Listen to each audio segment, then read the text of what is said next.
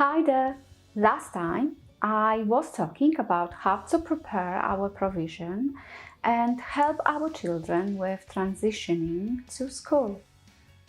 I hope that you are well and settled. In this episode of Be Inclusive TV, I will focus on how to teach losing skills. Let me also say a huge thank you to all of you that subscribe to my channel. I really appreciate that you are here. Thanks to you, I will be able to post more videos like this. Please make sure you will hit the like button, as this makes the video more visible on YouTube channel and more people will be able to learn for free. If you are new to me, my name is Bee, and this vlog is dedicated to advocate truly inclusive school provision through well-researched, safe and recommended approaches such as Lego-based therapy. So here is me inviting you to follow my journey in creating truly inclusive provision that will help you to support children and develop your skills. Are you ready? Let's go! Today is a Q&A type of vlog and I prepared for you free resources to download. Big thank you to Bev who sent me the question. I'm wondering if you can advise me on any ideas for teaching a particular pupil to accept losing. I find it hard to plan activities other than simple builds. When playing football, he will do anything to win. Pushing other pupils over, he feels he is the best, so therefore must make all the decisions. Take all the shots. He easily loses focus during Lego and class activities. If the piece is too slow, if another pupil is finding it tricky to verbalize their thoughts, we've now got other parents saying they don't want their child to play with him due to his impulsiveness. I also have two year one pupils, both with autistic spectrum condition, and they will hit and shout, "I don't want him to win." They will both blame each other. It's his fault. They are both very vocal. We will often have tears of anger that the other has won a game. Take your pick, Bee. I look forward to your vlog and to increase my Lego knowledge to support the children in developing new skills. Lego therapy is by far the best tool I use. Oh, thank you, Bev. This is exceptionally good question, as a lot of teachers and parents struggles with this, and I was no exception. Why some children with autism finding difficult to deal with winning and losing concept? Losing a game is a very difficult concept for some children, and they may have problems to self-regulate and express their disappointment in a calm and socially acceptable way. They could shout, swear, hit, damage the game, hide or damage elements of the game, throw a tantrum, or have emotional outbursts. Lack of losing experiences as parents or supporting adults may sometimes have allowed them to win all the time, so they did not develop coping strategies when they lose the game. Next, struggle in the area of theory of mind. The term is used to describe the self-awareness and awareness of others. So understanding that people have intentions, desires and beliefs that are different to your own. They may struggle with the concept that all children can be good at playing the game and have the same chance to win. Next, the struggle in area of impaired executive functioning. The cognitive process that help us to regulate, control, and manage our thoughts and actions. They may struggle with the self-regulation or have a poor impulse control. Rigidity of thinking, inflexibility of thinking, and focusing on the single aspect of the activity, in our case, winning in the game. So, how to teach the child to cope with losing? The graduated way is the best way, and if you know the stages, you can easily assess your child's needs. Before I move on and tell you about how to teach the child to cope with losing skills, I would like to mention the importance of grouping children into one therapy group.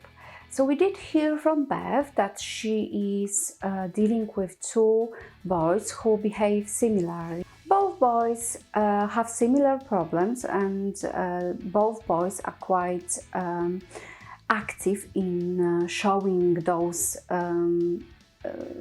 underdeveloped social skills. So my one basic advice would be to accommodate two boys into different Lego groups. Okay then, so how to teach the child to cope with losing? The graduated way is the best, and if you know the stages, you can easily assess your child's needs. So what the stages you would say? Well, the first one would be that always start teaching losing skills with one-to-one. Short sessions and play simple game, for example, throwing the beanbag into the empty bucket, Skittles, Pop-Up Pirate, etc. It would be great if you will choose the game that not excites the child very much, so it will be easier for you to model the responses and easier for the child to practice them. When the child masters the skills with you, then it will be the great time to generalize. So what I mean is different play or different plays or different adult. After that, you can introduce another child and you can progress from that to a small group of 3, 4 or 5 before expecting from the child to cope with these skills in the classroom or in the playground. The next stage is to allow students to win 2 to 3 times, so you can model the things that we say when we're not winners, such as well done, I will get you next time. I lost, that was fun, let's play again. Oh, I lost again, I'm disappointed, but I will do my best to win, so let's play. Use this time to think about his and your emotions and ask the child how he would feel if he would lose the game. This simple stage is so important as gives you the opportunity to model socially approved emotional and behavioral responses. Next, prepare the necessary visual support such as verbal prompts, so when the child loses, he can choose what to say. Remember to module the use of visuals when modeling the responses. Children with autism spectrum condition, they very often may struggle with thinking about their responses or appropriate responses. You can also ask the child what level he would like to play. I usually use 3 different levels like in computer games: easy, difficult and hard. You'll have to explain to the child what that means. So easy level is the level where you have fair chance of winning. Difficult level means that winning is not easy, so you may lose. or hard level, which means that you are more likely to lose. Please prepare necessary visual support to picture the different levels. Nowadays, children are familiar with this concept as they play plenty of computer games, so they will understand what to expect. The next important part would be reinforce and praise each time when the child stays calm, or use visual prompts to help him to accept that he or she did not win. Please ignore the temper tantrum if accused in a form of crying, shouting, stomping feet, or throwing himself onto the floor. At first it may make the tantrum worse, but eventually your child will grow bored when he or she sees that he or she does not have an audience. Avoid looking at the child and limit talking. As soon as he is calm, give him positive attention and two choices: play the game again or do something else. Please reflect on child feeling and model the right response. Practice the responses. Please remember that it's our duty to avoid the tantrums or to avoid the meltdowns. So reflecting on child feelings, stopping and taking the relaxing time is more important, so we're not creating more inappropriate, difficult or challenging behavior. Okay, as I mentioned, the relaxing part, I want you to teach the child self-regulatory skills to cope with the stress of losing, such as square breathing or belly breathing. Please stop the game if necessary and take your time to relax to reduce the anxiety. You can always play later. You can also support the whole process with the social story, which is the way of illustrating facts around the concept of losing the game and give the child potential tools to cope with the disappointment by teaching them new positive responses to the situation. For example, what to say, request a break, ask to stop playing, ask to play easy level of the game, or to take your time to relax or breathe. Alternatively to the social story, you may watch some children movies about winning and losing, or you can use real video case studies from your school. There is plenty of winning and losing videos that you can find on YouTube, and I will place the link in the comments below of my video. So, why is it important to teach children to cope with losing? Well, losing games teaches people to show empathy and cope with the whole experience of losing. Help learners from all mistakes and think about strategies to improve. Teaches children that they need to work hard to have success because good things are not just handed over to them.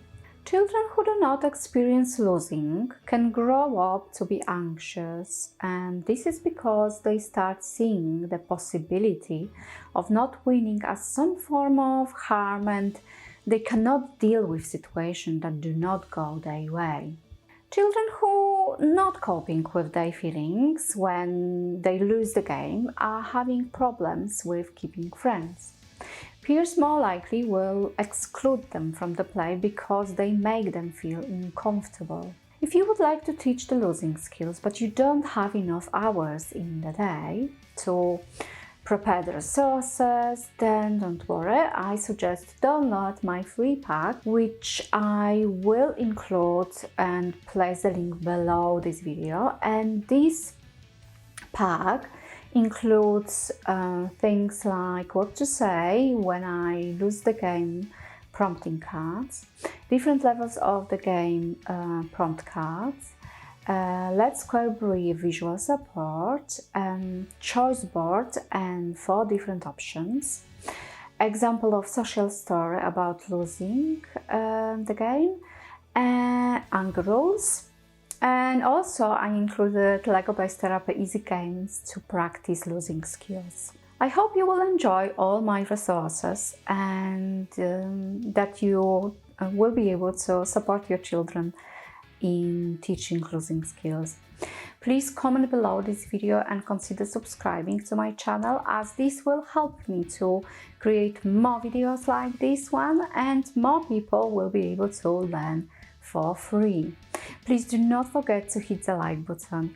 After you've finished, please join the discussion below to share exactly what you learned today, and more importantly, please tell me about the impact of teaching these skills on your pupils' lives. Please let me know what you are doing differently.